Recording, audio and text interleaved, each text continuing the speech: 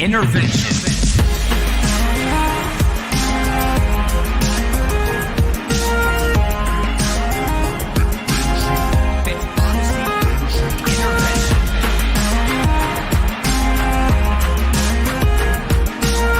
Now here to intervene with your fantasy life, Chase Vernon.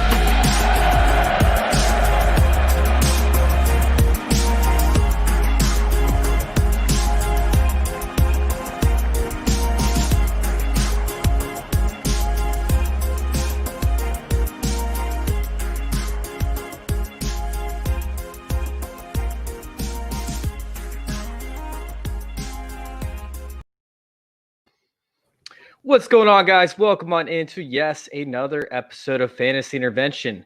There I am, freezing again. Hope you guys can still hear me all right. Can you all hear me? We can hear you. All right, sounds good. That works for me. I'm just trying to share all this stuff off, and my computer is definitely not handling this well. So it is what it is, guys. Welcome on into Fantasy Intervention. We have yet another episode coming at you guys. This one's called By the Numbers, or whatever we decided to call it. Anyways, this is an analytics-based episode as to where we wanted to create an episode for you guys that enjoy the numbers, that want to see it broken down to a T. And so I got together two of my favorite people when it comes to breaking down numbers as a whole, when it comes to Juan and Dave. And we started to start this up. So welcome on in, guys. Go ahead, Juan, real quick. Let them know where they can find you at, what you do. I'm Juan Carlos Pena, and you can find me at FF One of a Kind. I do work with at Join Our Circle _. Love that team over there. Big shout out to the entire team. There's a wealth of knowledge there. And then I do some pods. I'm a co-host with at TIR_pod with Chef James Crease.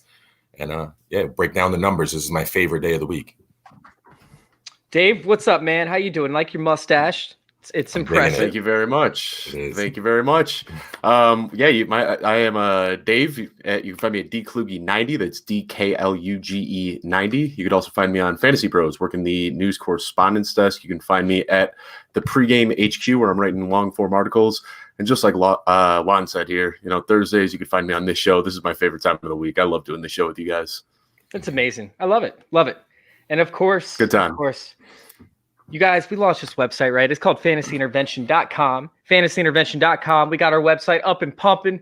Get ready for it, guys. Go check it out. You guys can find all of our articles on there, all of our videos, our podcasts, anything along those lines. So make sure you guys go check out fantasyintervention.com. But we're not here to talk about these promotions and whatnot. We're here to talk about football.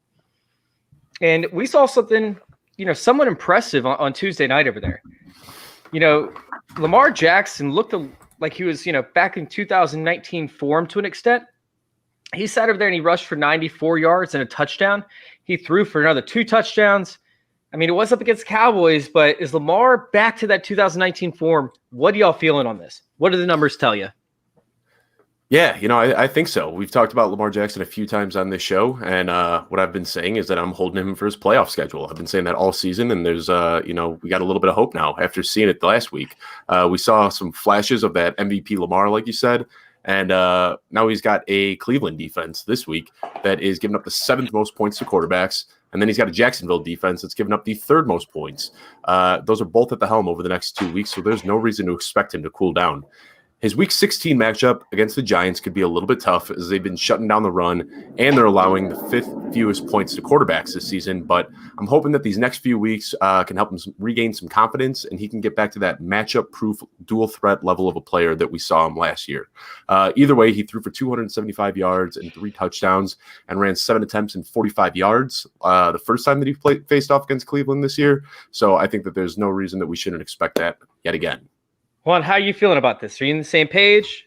Oh, yeah, I absolutely agree with Dave. And I've been on this boat, too. Like, you wanted to hold him for now. And Lamar's a streaky player. Like, he's sneaky, streaky. And last year and this year, the only big difference is the touchdowns. Through 11 games played last year and this year. Last year, he had 24 touchdowns and 5 rushing touchdowns. Now, this year, the touchdowns are down, and they're down to 17 passing and 4 scores on the ground. But he can put a streak together based on the schedule that Dave mentioned and the fact that he was streaky last year. In weeks 1 through 4 last year, he had 12 total touchdowns. In 9 through 12, that number hit 16, and he finished out the season with 13 touchdowns in his last 4 games. So these last 4 games coming up are must wins for his team, and he's going to have to go back to running the ball and leading that team to victory in order to make the playoffs this year. So I expect a little bit of a streak coming up right here. But it's the Cowboys, right? It's the Cowboys. The Cowboys can't stop anybody. And I mean, that's pretty much what we're looking at again this week. They've got the Cincinnati Bengals, but Joe Mixon, wherever he is, I'm pretty sure that Steffi's convinced that he was not born with a foot. I'm not even kidding you guys. She is like convinced 100% that he doesn't actually have a foot anymore. Anyways, with the Bengals, it's something as to where they're going to be running out Giovanni Bernard. You also are seeing a little bit of Pirine over there, Samaje Pirine. So is this something as to where you can feel comfortable running out Giovanni Bernard, against the Cowboys this week? Yeah, Chase, I love doing this show because you find the numbers, and it's tough when you try to I tried it my hardest to find 20 guys with a better opportunity this week.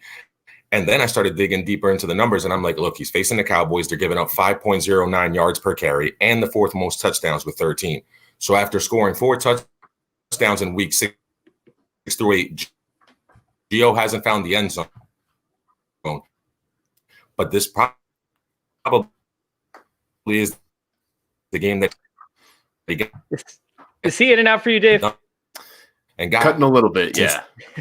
6 cutting out a little bit here. Gio, Juan, no, it's Corey's fault, 14, man. So Corey jinxed him. Got to be at least a flex. Corey jinxed him. Oh, man, that sounded ugly to say. It did sound ugly because we couldn't understand you. Oh man, you're in and out with your voice, bro. It's fading again. Not even kidding you. All right, Dave. So how you feeling over there about Giovanni Bernard? Well, like Juan just said, I mean, I was kind of surprised too when I started looking at these numbers a little bit. Samaje Pirine has been cutting into Giovanni Bernard's. He 100% did. Oh God! Am I back or am I still cutting out? This is the worst. You're there's somewhat, but what I was talking about was. Oh man! All right. Yeah, I mean, something that surprised me was that Samaje Pirine has seen at least 30% of the team snaps in 2 of the 3 weeks. So, I expected Giovanni Bernard to be the workhorse when Joe Mixon went down, and that just hasn't happened. And frankly, Giovanni Bernard just hasn't been performing that well as a backup. In the 6 games that he's been the starter, he's averaging 10.8 carries, 34.8 yards, 3.3 receptions, and 24.2 yards with 3 total touchdowns. So you do the math, you break that down, and averages out to an abysmal 3.2 yards per carry and half a touchdown per game. Luckily for Gio, though, Dallas has been awful at stopping the run. They gave up almost 300 yards to Baltimore on Tuesday. They widened the gap. They're now the league's worst run defense by almost 20 more yards than the next closest. But because of Bernard's struggles, I'm ranking him as a low-end RB2, even with this dream matchup. I think he's got to be started in all 10-team leagues this week as a good flex play. Next week, though, I'm benching him against Pittsburgh, and then assuming Mixon is still out in Week 16, he's got the second-worst defense coming up, the Texans, so this can kind of be a good indicator of what to expect when Giovanni Bernard gets the start against a bad defense. Yeah, I mean, the Bengals are just, a charity case at this point. They lost to the Dolphins, last week, who actually moved to 8-4. The Bengals lost to the Dolphins last week. So the Dolphins now, they got to face up against the Chiefs this week. And the Dolphins are actually allowing the second least amount of points on defense this year, which is somewhat baffling because the amount of plays that the Chiefs run per game, you would think that they would get a little bit more opportunity over there. Plus, the Chiefs are always winning. So you think that you're going to see this constant, uptick in production for teams against it. But their secondary has been dominant. Is there anybody on the Chiefs' offensive side that you're actually worried about this week with the Dolphins' defense being dominating? I hope I'm here and hope you guys can hear me. Yeah, we just got you on a little bit of a delay. All right, Dave, go ahead. All right, well, the only one that I'd be a little bit worried about is, yeah. Oh, go ahead, Juan. I think we heard you. Go ahead. Yeah, we got you, man. Yeah, if you're hearing me, Travis Kelce's the only one with a tough matchup. The Dolphins are allowing the 5th fewest points to the tight end position. They are giving up the 12th fewest or less to everybody else that they're playing against. Thank you for having me back. I'm glad I'm back. And I like whoever lines up in the slot, Nelson Igbenogany, because he's been suspect this year, and he's been somebody that I would target, and I would go All up right, against. Juan. We might have to move on from you for a minute. You might have to go reset your router or something. See what happens. All right, so let's go ahead, Dave. Let's go ahead and kick off your side of things real quick. Yeah, so as far as who I'm worried about on this, I mean, at this point, Patrick Mahomes, Tyreek Hill, Travis Kelce, those guys are absolutely matchup proof. It doesn't matter if they're going up against the 85 Bears, you're still starting them every single week. It's the guys after that I start to worry about a little bit in this matchup. The Dolphins' smothering defense has a lot to do with their blitz rate this year. They're blitzing on 41.1% of their defensive plays, which is the second highest rate in the league behind just the Ravens. Now, when perceiving blitz pressure, good quarterbacks like Mahomes are going to throw short passes into the blitz. So that should open up some opportunities for Demarcus Robinson, who plays out of the slot a lot, and should also open up some opportunities for Clyde Edwards-Helaire and Le'Veon Bell to leak out of the backfield. Now, I wouldn't expect much from Mecole Hardman or Sammy Watkins in this game because the Dolphins are ranked in the bottom half of explosive plays, and that's where those guys really get going. So, obviously, you're firing up Mahomes, Hill, and Kelce, like I mentioned. CEH is also somebody you could start with confidence, and because of the high blitz rate, I think that Robinson could actually do some work in the slot this week as well. I actually really like CEH this week, and I actually faded Mahomes on a show I did earlier in this week because Mahomes is somebody that, he's always going to have the high level of efficiency and he's always going to get the touchdowns and whatnot. But sit there and expect him to actually throw for, 300 plus yards this week, I don't think is reasonable. This Dolphins defense is mean. Like you said, they prevent the big plays. This is going to be the real test. This is going to be the real test to see if the Dolphins are actually who, we think they are. But it's something as to where I'm actually going to be fading Mahomes a little bit here. Now, when we talk about the dominance, right, that the Chiefs defense has had, we saw Drew Lock get picked off twice last week. That puts him at 13 interceptions over the last 7 games. And the way that he's being utilized is killing me. It is absolutely killing me the way that Drew Lock is getting utilized. I mean, this guy is one of the fastest quarterbacks in the NFL, right? I don't know if you realize this or not, but here, actually, I want you to take a guess, okay? I want you to take a guess. How many quarterbacks ran a faster 40 time than Drew Lock? I'm going to go with 2. No, it's a little bit more than that. I probably prefaced that. I probably should have asked you the question prior to. Well, I'm sure Cam outdid him, but that was 10 years ago. So Cam did. Yeah. Cam did. Lamar, Kyler. Lamar didn't run. Oh, that's right. Yeah, I don't know who else is above him then. So we got Watson. We've got Cam Newton. We got Jalen Hurts by 1/10 of a second. Watson was 0.03 tenths of a second. Herbert was 0.01 tenths of a second. Wilson was faster, and then the fastest quarterback in the NFL right now. I want you to guess the fastest starting quarterback in the NFL in terms of 40 times. Daniel Jones? Nope. Hey, can we get it in the comments too? Who do you guys think ran the fastest 40 time out of any starting quarterback right now in the NFL? I want to see it in the comments. I'm about to announce it, but I will say that there was one quarterback that tied with him in the 40 time. He's from the AFC West. You want me to keep going? I can keep giving you hints. You wouldn't think that he would be one of the fastest quarterbacks. Russ? Nope, it is not. Russell Wilson was faster than him. He was one of the guys, but he's not the fastest quarterback in the NFL. I did not name that player, by the way. But, yeah, no, it's not Russ. It's not somebody that you would expect. It's not Patrick Mahomes. AFC West, by the way. I'm waving the towel. I don't know. He's tied with Derek Carr. On his 40 time. Out of here. But the fastest starting quarterback in the NFL is actually Taysom Hill right now. Wow. All right. I didn't know we were looking at tight ends. I thought we were talking quarterbacks here. Nope, he is the fastest starting quarterback in the NFL. But anyways, no, the way they're using, Drew Lock over there, not allowing him to scramble, it's actually shocking because Shermer is the quarterback, is the head or the offensive coordinator over there.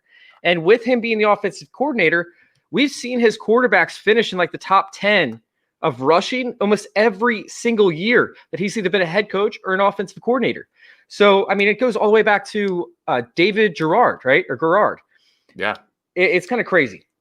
Meanwhile, with Drew Lock, like I'm trying to figure out if he has any fantasy relevance, at this point. His receivers are 4th in yards of separation per target, but he just can't seem to hit them on a regular basis. So how are you feeling about Drew Lock? Does he have any kind of fantasy relevance? Dynasty? Like where can we find some fantasy relevance from him?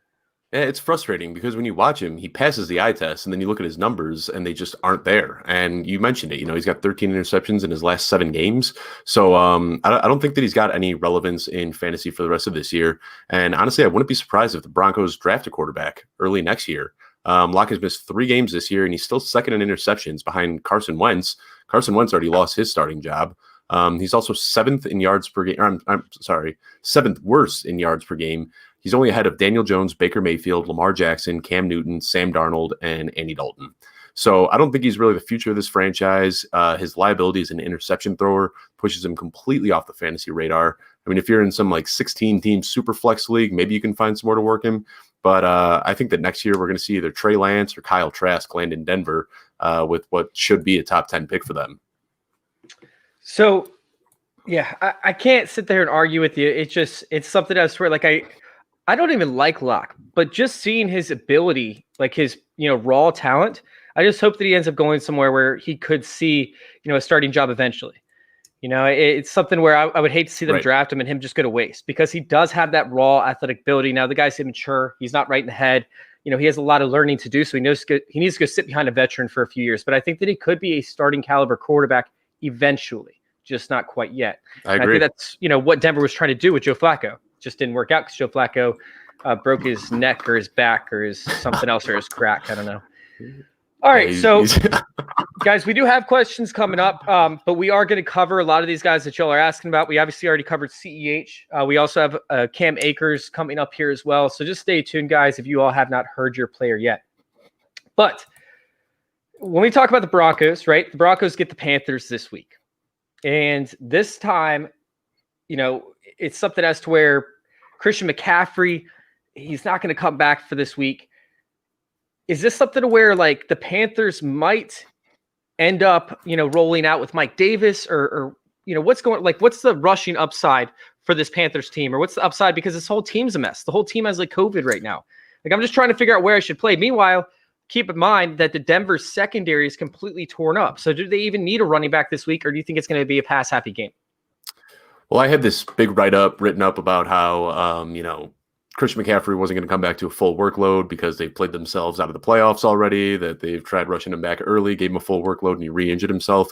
And then about 2 hours before we started filming the show, Matt Rule came out and said that he's probably not going to play at all this week. So in this matchup, you can expect to see what we've been seeing so far. Mike Davis with the starting duties. But Curtis Samuel, he's that guy that's got sneaky upside right now. They've been using him as that utility player that they're just plugging in all over the field.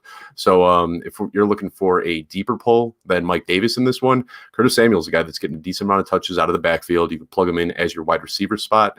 And what does he have on the year? I think he's got 7 or 8 touchdowns already. I mean, he's been a touchdown machine. He also might have COVID. He's on the list as well.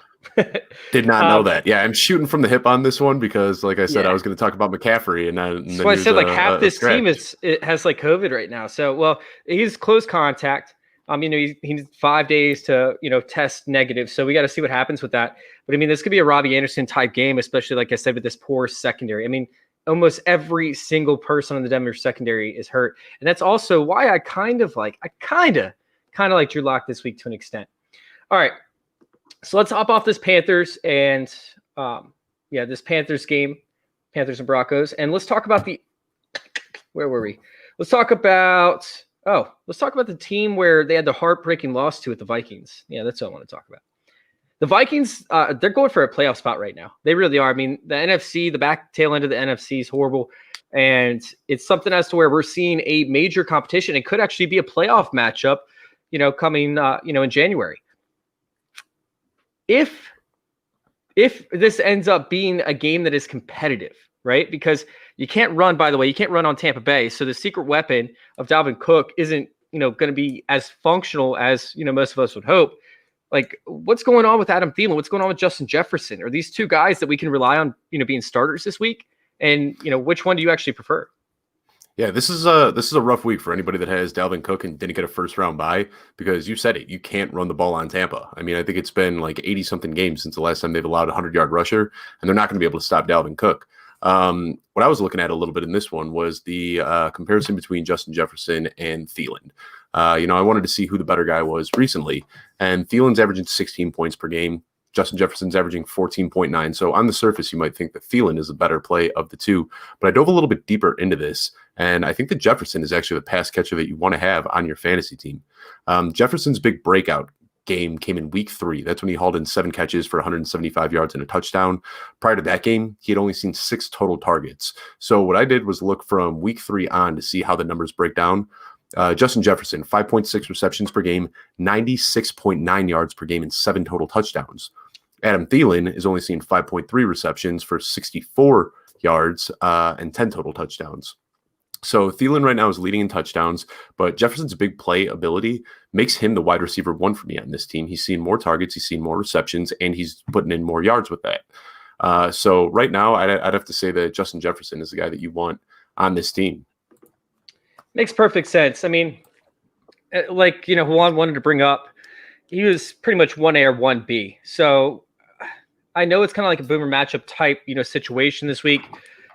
But yeah, I kind of like Jefferson to take to the house up against Carlton Davis. Now, if we're sitting there, we're looking at the opposite side of the ball with the Buccaneers. Where are we putting Tom Brady this week? Is he like a lock for quarterback 1 performance? What do you expect? Yeah, I think he's a lock for a QB1. Again, we haven't seen Tom Brady in that QB1 department for a while. I think a lot of people kept ranking him there just because of his previous success, but he is officially 100% a QB1 again. We're seeing pretty much exactly what we expected with Brady on an Arians-led team. His yards, touchdowns, and interceptions are all up. He's passing for 275 yards a game, which is his most since 2017. His touchdown rate of 5.9% is the most since 2016. Unfortunately, his interception rate, 2.3%, is also the highest since 2005. So you got to go back 15 years to see a time he's been throwing this many picks. But his passing attempts per game, air yards attempts per game, completion rate, they're all up. So a lot of that talk about Brady being washed over the last few years was because the Patriots were running a pretty watered down offense that was just focusing on quick, easy throws to running backs. This offense is allowing Brady to air it out a bit more. And slot receivers. Yeah, he wasn't taking any shots downfield. And now at age 43, he's shown that he's still got an arm and he's using it.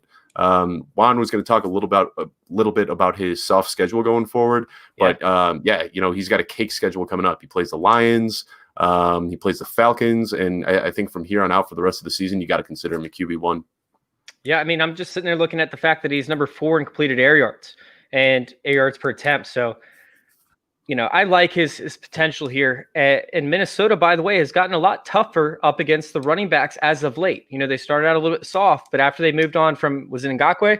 They've become a lot more, I guess, resilient up front. So I want your take on this running back situation, because if you're looking solely at snap count, Fournette looks to be the guy. However, Ronald Jones is actually their leading fantasy producer. Like, what are we going to look at moving forward? Who is going to be that dude? Yeah, this is really tough for me because I was a Fournette truther. From the second that trade went through, I was telling everyone, get rid of your Rojo shares. It's Fournette's team. It's Fournette's backfield. I was shouting it from the mountaintops that he was the running back to have on that backfield. My thought process was pretty simple. If Ronald Jones couldn't keep Peyton Barber at bay last year, there's no way that he was going to be able to ward off Fournette this year. Well, Fournette got his opportunity early in the season, but Ronald Jones is just outperforming him in almost every single metric. Ronald Jones is averaging 5.1 yards per carry this season. Fournette is averaging 3.9. When you look at the snap count, it can be a little bit deceiving because Fournette's getting a lot of that cleanup work at the end of games. But Jones is getting the ball when the defense expects it, and he's still looking better than Fournette.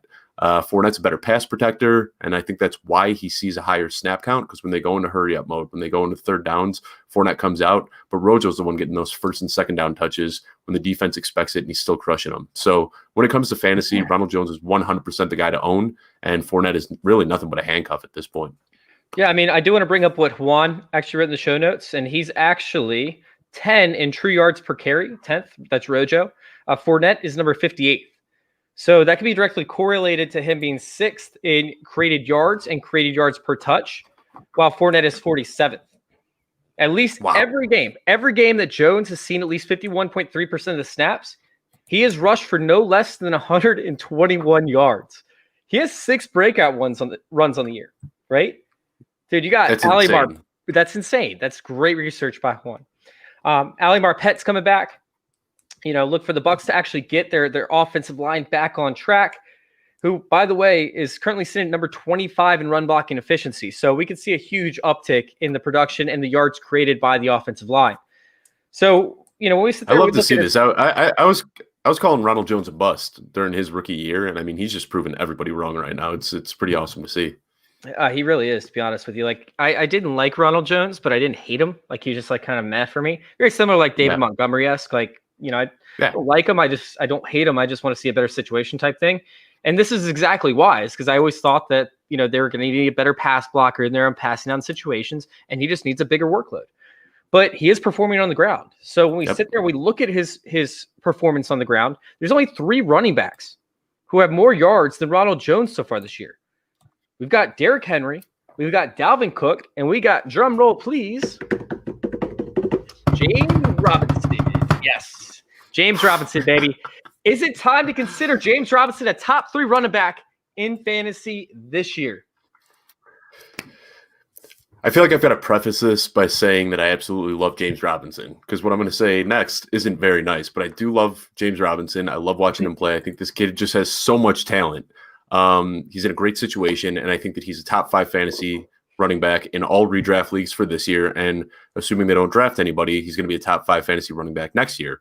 I caught some heat for making this comparison on Twitter last week, but this situation just reminds me so much of Jordan Howard in 2016.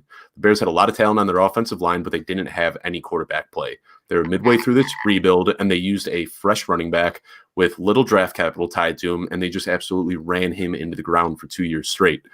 When you look at their respective numbers, Howard was seeing 20.1 touches per game, 107.4 yards per game, and 5.2 yards per attempt over his first 2 years. This year, James Robinson has seen 21.9 touches, 106.4 yards per game, and 4.6 yards per attempt. So they're almost identical in their consistency. Howard played with Jay Cutler, Matt Barkley, Mike Lennon, Mitch Trubisky over his first 2 years, and they just relentlessly fed him the rock. And right now you're seeing James Robinson playing with this carousel of Minshew and Luton and Glennon, and they're just relentlessly feeding him the rock. So I expect Robinson to finish on a high note this year because there's nobody else there chomping at his heels. It's going to take carries away from him, but I don't think that he has a lot of long-term value. I think that the Jags, they're going through this rebuild right now. They're going to bolster up their QB play, and then after that, they're likely going to spend some draft capital on a running back, similar to what the Bears did with David Montgomery. So I think you got to ride the hot hand right now through the end of the season. Assuming they don't draft somebody, you still go after him next year. But in Dynasty, I don't like putting him ahead of guys like DeAndre Swift or J.K. Dobbins or anything like that. Yeah, no, I mean, he is like, he reminds you so much of Alfred Morris. It's not even funny. He's a little bit better pass catcher. But honestly, like, I'm sitting there and did I talk about this last week? I talked about this on one of the shows that I was on. They are almost like just identical when it comes to the way that their run, their run style 100% when he was with Washington. Now, Alfred Morris obviously had a little bit of an advantage over there in Washington because he had RG3 who could free up the linebackers. But if Alfred Morris was sitting there with the same exact, quarterback play, he would probably be putting up almost identical numbers to James Robinson. I feel like they're very, very similar with their play style. Now, Juan wanted me to relay this on because unfortunately he wasn't here. But he's not here. We sit there, we look at it. He's put up 7 top 10 performances, including 5 in the top 5. Wow. So yeah, when he sits at number 3 in both carries and yards, he's a guy that I absolutely want to keep in my lineup. So there's no reason to fade James Robinson, but in Dynasty, I can understand why you don't want to go that route. Now, when it comes to Jordan Howard, right, who you just compared him to, he returns from IR this past week, and he logged 18% of snaps over there for the Eagles, correct? So do we want to see that number go up? Like, who is Miles Sanders' handcuff? And does Jordan Howard present a red zone threat to Miles Sanders now? Is there now another twist to this Miles Sanders saga? Yeah, it's kind of weird because now you're throwing a running quarterback in the mix too. So now you've got Boston Scott, you've got a healthy Jordan Howard, you got Miles Sanders, and you've got Jalen Hurts with his rushing ability. But I'm hoping that with Jalen Hurts taking over, Miles Sanders will start to offer a little bit more value. We know that he struggled with injuries last season, but his efficiency numbers are actually up from last year. So he's averaging a whopping 5.3 yards per carry this year And although he's only seen about 70 rushing yards per game, he's doing that on just 13 attempts per game. So this kind of feels like an Aaron Jones situation where Sanders is undoubtedly the best at his position on the team, but the coaches just want to keep it as a committee and keep everybody coming in fresh. So it seems like Boston Scott has passed up Jordan Howard on the depth chart. Howard saw 24% of the team snaps last week and just 18% in the other game that he played this year. Meanwhile, Boston Scott has seen 26% of the team snaps in each game since Miles Sanders has returned. So when we're talking about who the Miles Sanders handcuff is, I think that it's Boston Scott at this point. And Jordan Howard, he's just going to be that, thorn in your side, vulture in touchdowns, taking some touches here and there. But I don't think that he's anybody really worth owning in any fantasy leagues. It's becoming a nightmare. And the scariest thing is the fact that I love Miles Sanders, man. Like, I loved him. He was a first-round draft pick for me. I had him over Josh Jacobs by one slot. And the thing was we needed receptions to happen for Miles Sanders. We needed receptions, and that's not happening. And now it might even happen less. So, primarily because of the quarterback now, Jalen Hurts, is this something as to where Miles Sanders, falls off while Jalen Hurts actually succeeds? Like, what are the expectations over there for Hurts? Because I think a lot of people want to know, what did the numbers tell you? Yeah, so going up against the Saints for your first NFL start is no easy task for anybody. And I don't expect Hurts to offer a ton of fantasy value for the remainder of the season. What I think he does do, though, is put Jalen Reagor back on the map yet again for this season. So Reagor was targeted heavily when Hurts came in last week. I couldn't find the exact one, but if you watch the game, you just saw it. Reagor wasn't really a part of the offense, and then Hurts came in and just started gunning it at him. So I think Philly fans have got to love to see that first and second round pick connection. All that being said, if you've got room to spare, I think that Jalen Hurts is worth a pickup. Let's say he catches fire somehow, starts looking like Michael Vick 2.0 out there the next few weeks. I'd rather it be on my bench than in my opponent's starting lineup. So I wouldn't feel comfortable starting him this week, but I think that he's worth a solid pickup just in case he can put it together.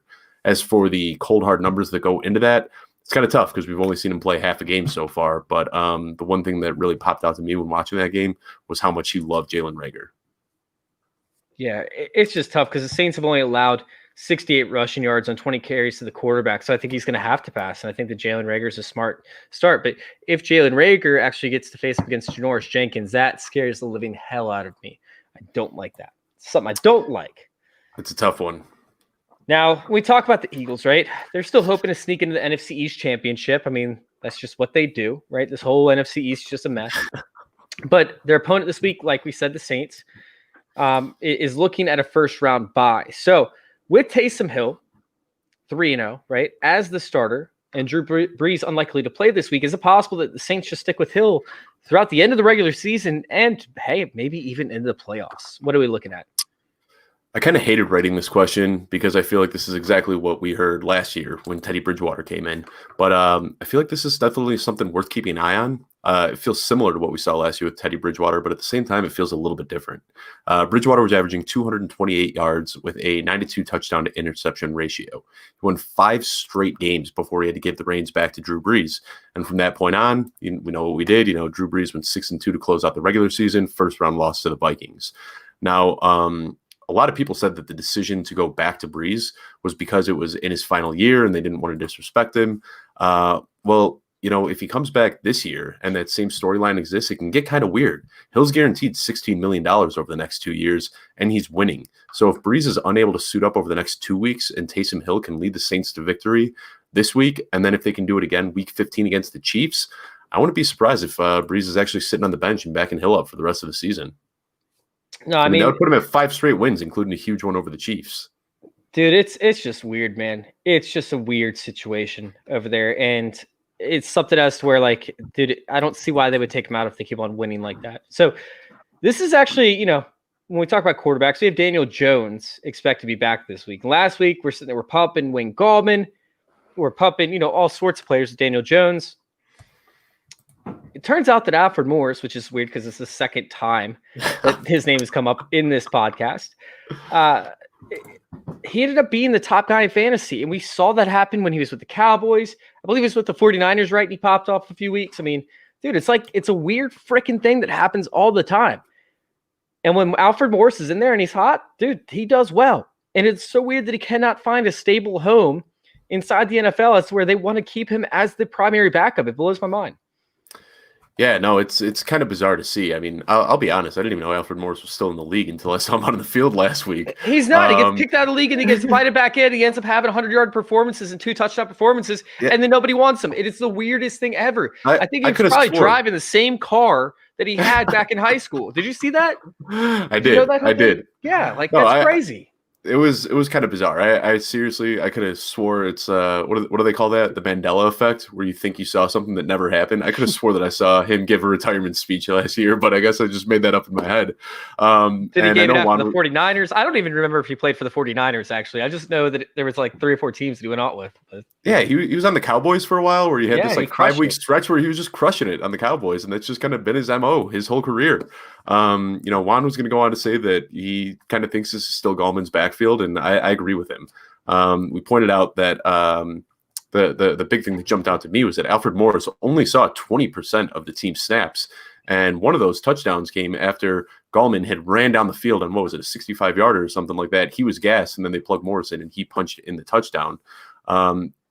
Last week, though, Gallman ran for 135 yards, and that was actually the best game of the season for him. He averaged an insane 8.44 yards per carry.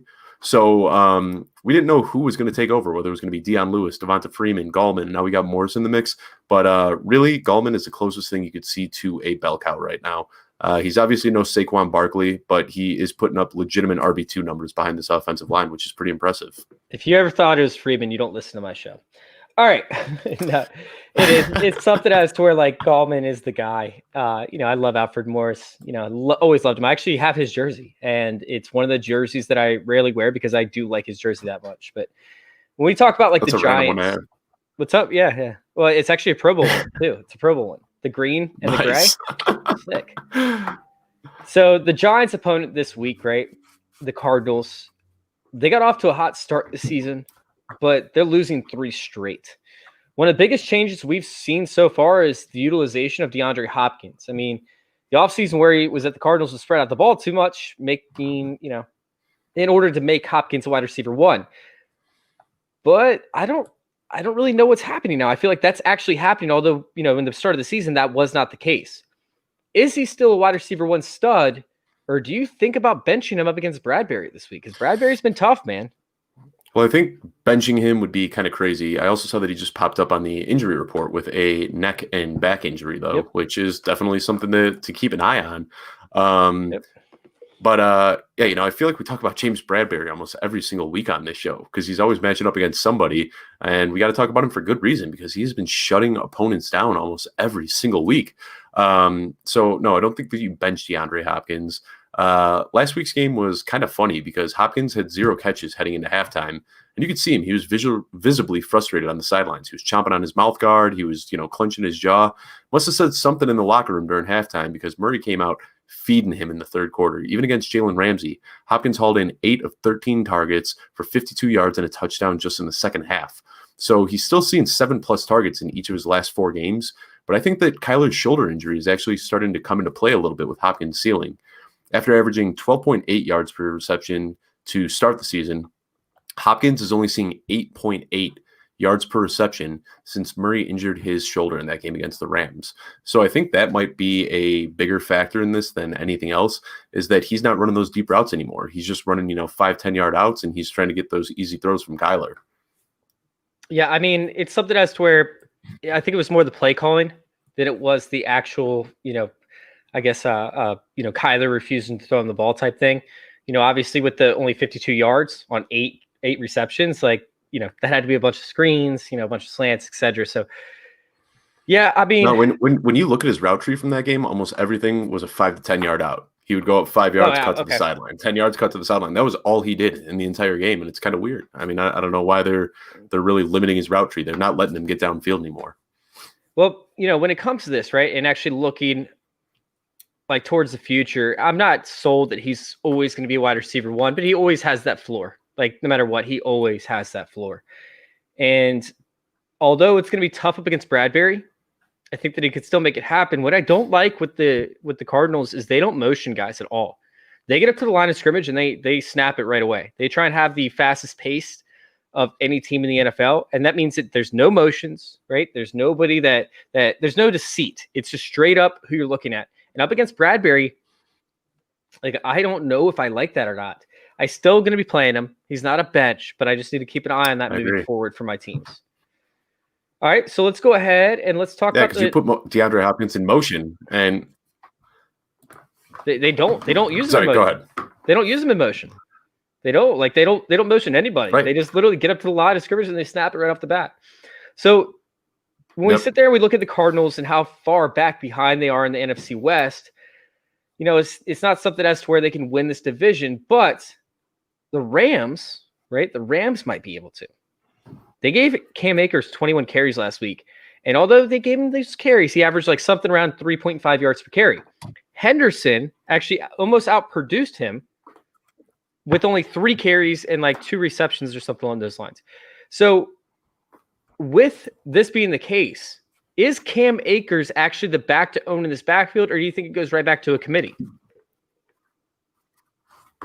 Well, it's really tough to get a gauge on this. A few weeks ago, we were wondering if it was Darrell Henderson's backfield. You know, it looked like he was going to run away with it. And Malcolm Brown at the beginning of the season. We thought it was going to be Malcolm Brown.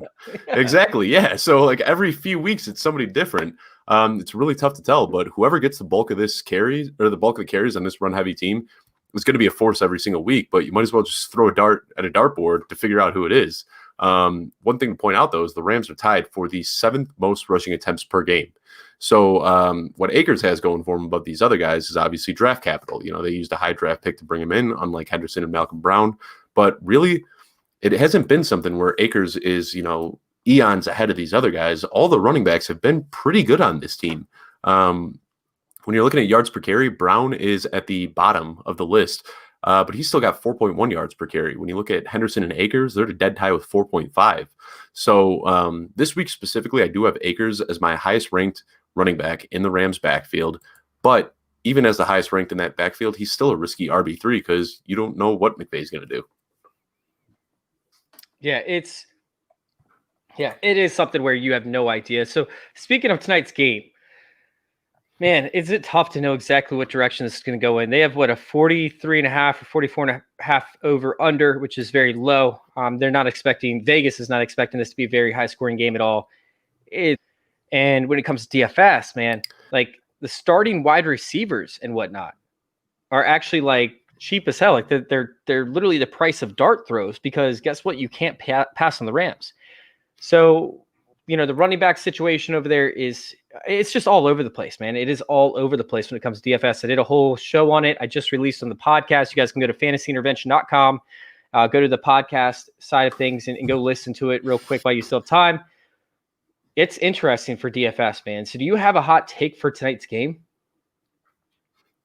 Yeah, I think my hot take, you know, Vegas has that over-under set really low for a reason. I think that we're going to see a lot of defensive scoring tonight. I got the Rams defense putting up 2 scores. I don't know whether they're going to come from interceptions, whether they're going to come from fumbles, but this defense is clicking right now. They've looked hot for the last few weeks, and it wouldn't surprise me to see 2 defensive scores from the Rams tonight. We know how sloppy these Thursday night football games can get, and I think the Rams are just ready to run away with the division. Could be 2 defensive scores on either side. I mean, honestly, like the way that the New England Patriots are playing and then Jared Goff over the past 5 or so weeks. I mean, he has 4 interceptions over the past 3 weeks and 6, I believe, over the past. No, maybe it's 3 over the past 4 weeks. Either way, he's turning the ball over. It's ridiculous. So you could see turnovers. Did the Patriots have 2 touchdowns? Did the Patriots have 2 touchdowns last week? I know they shut down Herbert. I think they scored twice on defense, didn't they? Or was it just the one? 6 touchdowns or 5? I don't know. I think it was. Honestly. Yeah, I mean that was just a beatdown. Yeah, so I'm sitting there, and my bold prediction for this is let's see. I'm gonna go with something random. I like Josh Reynolds a lot, but Josh Reynolds actually got outsnapped by Van Jefferson, who I don't like. I don't like Van Jefferson, and he's up against J.C. Jackson, who I also really like. So I'm going completely contrarian on my take for my own personal opinion. And I'm going to say that Van Jefferson gets a touchdown tonight and Jared Goff throws for 3. And this game beats the over-under by 13 points. Wow. I thought you were about to You write just that down. crammed It with hot looked like takes in you were that one. just looked like you were about to pick up a pen and just start writing it down because there's so much. Yeah, you crammed that one with hot takes. I like it. You got 4 or 5 in there. And let's see. All the Rams running backs. We'll go ahead and throw in something else. All the Rams running backs will score within 4 points of each other, and that includes Malcolm Brown in PPR. I agree with that one wholeheartily. I think that's going to be pretty spot on. I think that they're going to rush for about 150 yards total, and it's just going to be like 40, 40, 40 across the board. Well, I guess that wouldn't be 150, but close enough. What about, all right, I'm going to go with one that you can't get him. James White is going to be the highest producing running back this week for the New England Patriots. Oh, I got mine. Dalton Keene. Dalton Keene not only has the biggest play of the game, but also has the most receiving yards for the Patriots side. I can't go for both sides, but for the Patriots side. You just Googled Patriots depth chart and pulled that one out of your ass, didn't you? No. I swear to God, I'm huge on Dalton Keene this week. In fact, I want to know if Izzo's out. All right. I'm going to look it up real quick. So try and distract as I look up Izzo, because Ryan Izzo was questionable, but he's been questionable. But this is a new issue. Oh, he got placed on IR. Yes, baby. All right. Dalton Keene season, man, just for you. Wait, oh shit! Devin Asiasi actually got activated from IR. So That's what I was looking up right now because I really like this is gonna be a clusterfuck now. I might go Asiasi on this now. Damn it! I gotta rework everything. Oh man, I gotta go, guys. We gotta get out of here. I gotta go rework my DFS. Damn it! I love. You got any questions we want to answer before we hop off here? I know you got a couple in while we were doing the show. We got a little time left over with Juan hopping out. No, we pretty much, answered them all. If we want to go through like AJ Brown or Cooper Kupp, I like Cooper Kupp in this one. AJ Brown still is a good matchup, but I'm going to take Cooper Kupp in the slot. I know they'll try and take away Cooper Kupp, but he's getting all the receptions close to the line of scrimmage. Oh, I got a fun fact for you. All right, so Cooper Kupp has 11 receiving yards or 11 receiving plays of over 20 yards. How many of those were short passes? Or passes near the line of scrimmage? Out of 11, I'd say 10.